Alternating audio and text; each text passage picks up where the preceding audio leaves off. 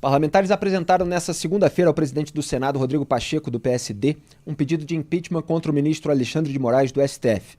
Os congressistas apontam abusos do magistrado e desrespeito ao devido processo legal em diversas decisões.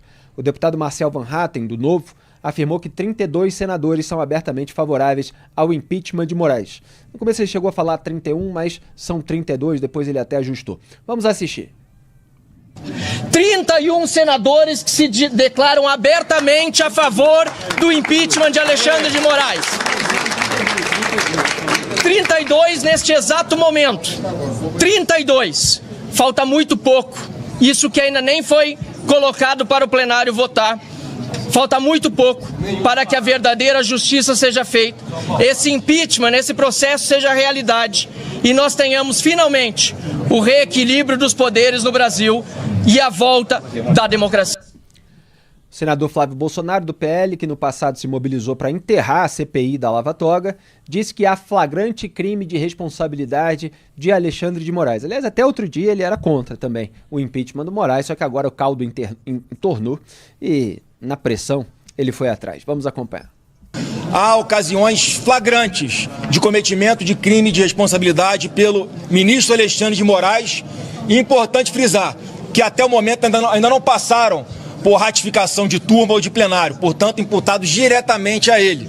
Então essa casa tem sim a oportunidade de lançar mão desse último instrumento democrático para resgatar a nossa liberdade, a nossa democracia, porque infelizmente, se depender de bom senso do ministro Alexandre de Moraes, a normalidade não vai voltar ao Brasil. Então nos cabe aqui, e não é com nenhuma alegria que todos nós estamos aqui, pedindo o impeachment do ministro Alexandre de Moraes como último recurso para que possamos voltar e resgatar a normalidade do nosso Brasil. Pacheco afirmou que o documento será enviado à advocacia do Senado, que vai ficar encarregada de fazer a análise técnica. Supostamente técnica. Vamos ver.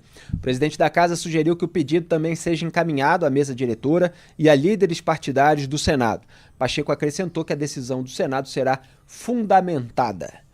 Graeb, o que você espera disso? A gente sabe muito bem que Rodrigo Pacheco, a voz da institucionalidade, nós temos que ter muita cautela, temos que ter muita responsabilidade nesse momento. O Pacheco está fechadão ali com o STF, pelo menos até segunda ordem. Eu estava comentando na semana passada que ele participou daquela reunião de negociação. Parece estranho para uma democracia comum, mas estamos falando do Brasil. Negociação entre chefes das casas legislativas e ministros do Supremo Tribunal Federal. Negociação conduzida pelo presidente da Corte, Luiz Roberto Barroso, em termos de liberação de emendas. Lembra que o Flávio Dino, também ministro do STF, indicado pelo Lula, tinha suspendido a execução das emendas parlamentares, aí houve todo um acordão para que elas fossem liberadas. Pacheco ficou feliz porque tudo ficou encaminhado, agora está fazendo a parte dele para blindar ministro do STF, mesmo pressionado pela oposição. Vai segurar isso até quando, Greg? Olha só, Felipe, é muito improvável que saia esse processo de impeachment. Por duas razões.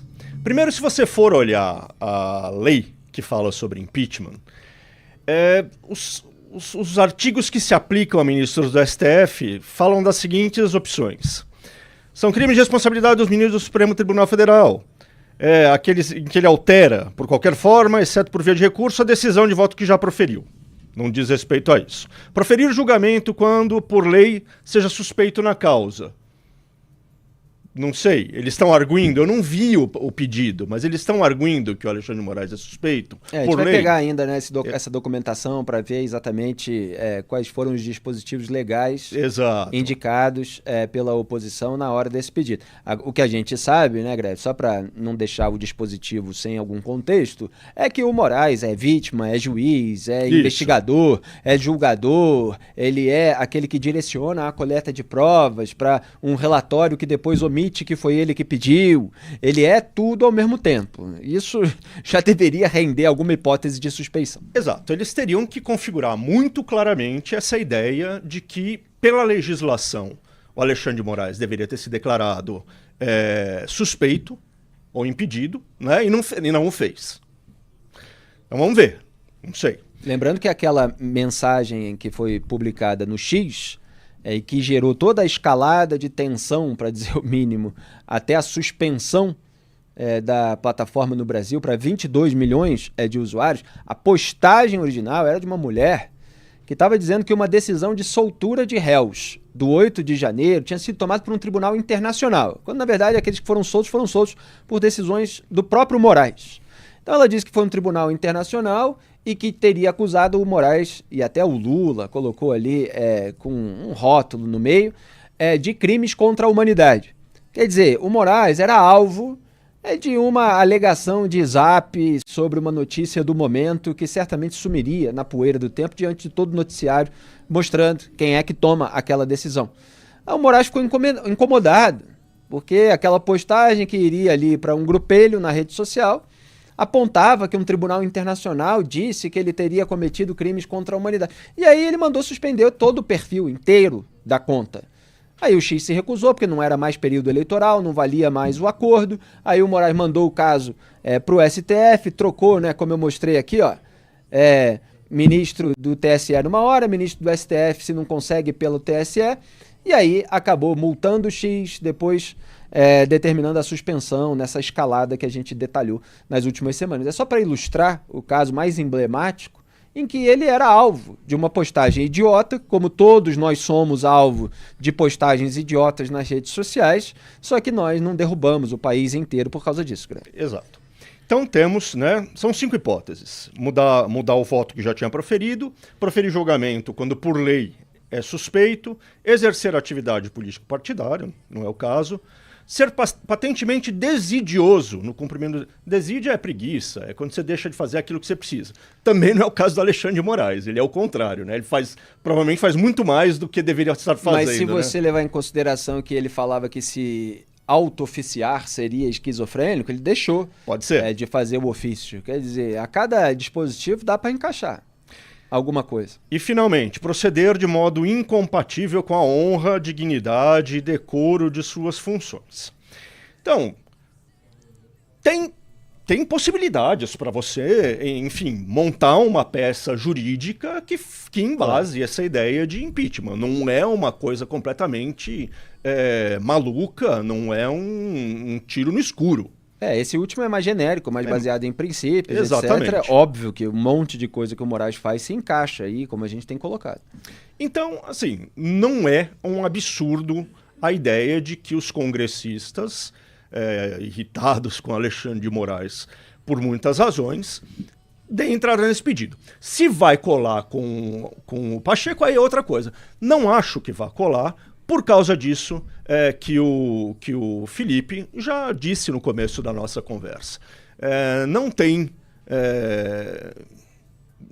Enfim, o Pacheco está mais próximo nesse momento do governo Lula e do STF do que do desejo da oposição, né? Então não acho que vá proceder. Agora, isso também é um problemão para a turma do Bolsonaro? Não creio. Não creio. Porque tem uma estratégia política maior que está em curso aí. O pedido de impeachment é uma parte dessa estratégia. A outra parte diz respeito à tentativa de fazer passar na Câmara dos Deputados, em primeiro lugar, a ideia de uma anistia. Então, mesmo que você não consiga aprovar o impeachment aqui, isso pode servir de tração política, pode dar tração política à ideia da anistia. É um jogo complexo que está em andamento aí, então vamos ver. É instrumento de pressão, às vezes funciona como bode na sala. Já não vão fazer aquilo e tal, mas que façam isso pelo menos. E muita gente acaba aderindo a todo um movimento quando o movimento está ali atuando estrategicamente. É preciso caminhar conscientemente, pelo menos, e é disso que a gente vai falar agora na nossa análise aqui do 7 de setembro. Diga, Greg. Só uma frase para completar aqui a minha análise. Se eu tivesse que fazer uma aposta para a oposição do Congresso, é menos importante o impeachment do que a anistia. A aposta maior é a anistia, porque ela liberaria Bolsonaro e outros parlamentares que estão na mira do Alexandre de Moraes, enfim, de risco de prisão e até mesmo para poder participar de eleições em 2026. Só lembrando que de anistia se fala muito a respeito do 8 de janeiro de 2023. Só que Jair Bolsonaro também está encalacrado com a justiça na questão das joias. Né? Quando você teve ali pelo menos 2 relógios que foram vendidos nos Estados Unidos, aí depois veio matéria na imprensa a respeito desses objetos preciosos, e aí se tentou readquirir para entregar ao Tribunal de Contas da União. Todo esse episódio que a gente já esmiuçou em detalhes ainda é objeto de um processo que está aberto e que pode resultar numa denúncia contra Jair Bolsonaro, numa eventual condenação. Então, o Jair Bolsonaro, ele, além de revitalizar a sua base para fins eleitorais no futuro, se ele recuperar os seus direitos políticos, ou quando ele estiver de volta, já que é um período de 8 anos, né, que ele tem de inelegibilidade, ele também está pensando em mostrar força para conseguir outras coisas. Quer dizer, a manifestação do 7 de setembro ela não foi inteiramente voltada contra o Moraes em razão da suspensão do X, que é um ponto mais sensível em razão da magnitude daquela decisão, né, de afetar 22 milhões de brasileiros. Tem outros pontos aí na jogada e isso vai ficar mais claro agora. Deixa eu só ver uma informação que acabou de chegar aqui a respeito do vídeo do Pacheco.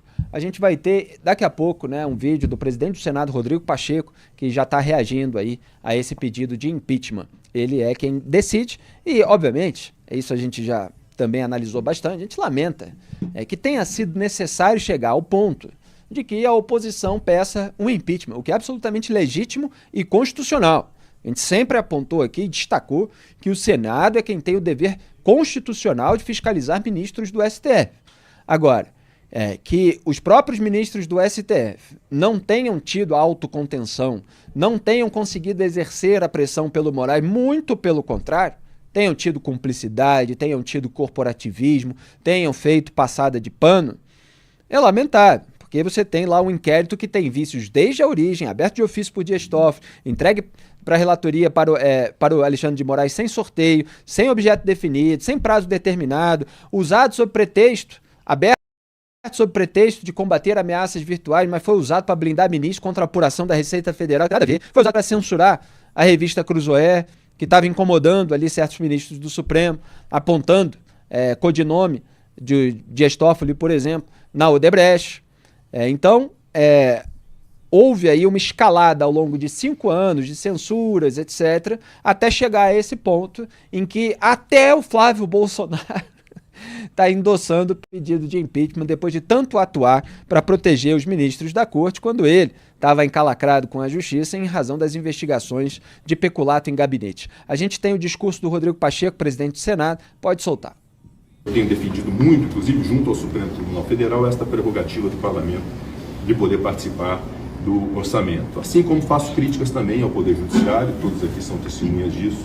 Em alguns momentos recentes, eu fiz as minhas críticas de interferência no Poder Legislativo, como quando houve a decisão sobre o marco temporal e a decisão sobre a legalização de drogas e a pauta sobre o aborto. Em todos esses 3 temas eu pude não só discursar, mas tomar providências efetivas em relação ao marco temporal com a derrubada do veto presidencial fazendo valer a lei, em relação às drogas com a apresentação de uma PEC sobre a questão das drogas no Brasil, e o aborto acabou sendo retirado de pauta. Eu subi à tribuna do Senado Federal no dia 1º de fevereiro de 2023 e destaquei que alguns pontos mereceriam de nossa parte o nosso dever de legislar. Um deles era a questão das decisões monocráticas do Supremo Tribunal Federal, que não podem reconhecer a inconstitucionalidade de uma lei votada nas 2 casas, sancionada por um presidente da República, e um único ministro desconstituir esta realidade política de 2 poderes. Então eu defendi essa técnica das decisões monocráticas, ela foi aprovada aqui com uma apertada maioria no final do ano passado e hoje está na Câmara dos Deputados, né, atualmente na Câmara dos Deputados, para ver essa análise. Pacheco, a voz da institucionalidade, um dos parlamentares mais ensaboados da história da República, ele fala, olha, já fiz isso, já fiz aquilo e tal, então realmente não quer dizer que eu vou acatar esse pedido de impeachment, abrir o devido processo. Isso que ele citou no final foi a decisão do Senado de limitar as decisões monocráticas de ministros do STF. O que aconteceu?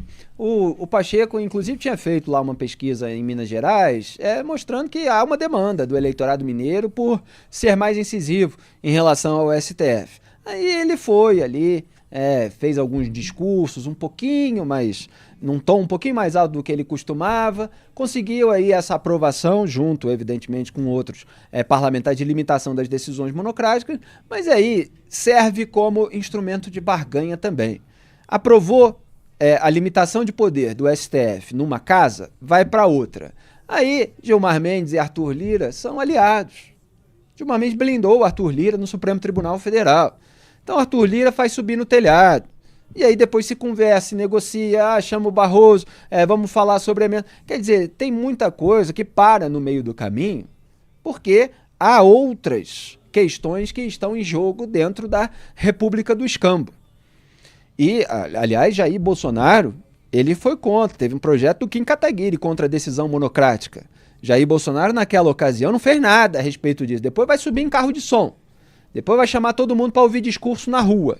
Mas quando teve a caneta na mão, não limitou decisão monocrática de ministro do STF, não aderiu à CPI da Lava Toga, muito pelo contrário, atuou para sabotar, como já expusemos aqui. Então é bom sempre contar a história toda. Agora, Graeb, o Pacheco gigante, né, no sentido realmente de altura, muito maior do que os outros, faz aquela média, olha o papel, mas todo mundo sabe o que ele diz nos bastidores, que ele não vai botar isso pra frente. Eu não entendi nada do que ele tá falando, é um lero-lero ali, né, você fala, do que exatamente ele tá falando? Me parece que ele tá se defendendo, dizendo, vocês dizem que eu sou covarde, que eu não faço nada, mas eu já fiz um monte de coisa. Nada foi pra frente, mas Exato, eu já fiz. Mas olha só, muito injusto esse negócio de dizer que eu não faço nada. Dessa vez eu não vou fazer nada, mas nas outras eu... Nas outras eu já fiz, coisa não assim, deu em né? nada também, mas... É alguma coisa assim, é um lero-lero. Exatamente. A gente percebe até pelas expressões, né? pela afetação de formalidade.